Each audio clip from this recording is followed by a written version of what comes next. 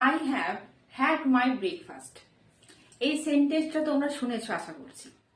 তো আমরা I have had my breakfast এটা কোথায় ইউজ করব, কেন ইউজ করব, আর ইউজ করার কারণটা কি?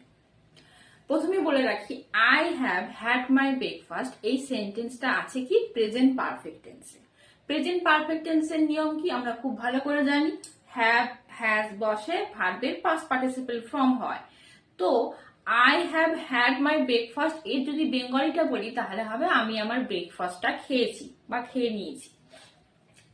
তো এখানে যেটা আমি এক্সট্রা ইউজ করছি সেটা হচ্ছে আমরা খাওয়া ইউজ করি ইট, কোনো কিছু পান করা অর্থে ইউজ করি ড্রিঙ্ক, আর খাওয়ারটা নিচ্ছি টেক, ঠিক আছে, খাওয়ার দিচ্ছি গিভ এই অর্থে ইউজ করি।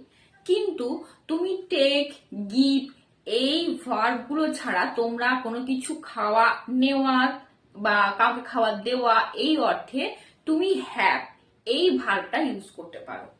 তো যাই হোক, হ্যাভ এর ব্যাপারটা তো গেল, তাহলে আমি হ্যাড কেন ইউজ করেছি?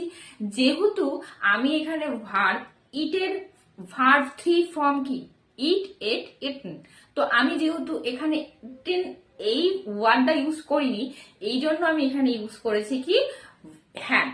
তাহলে আর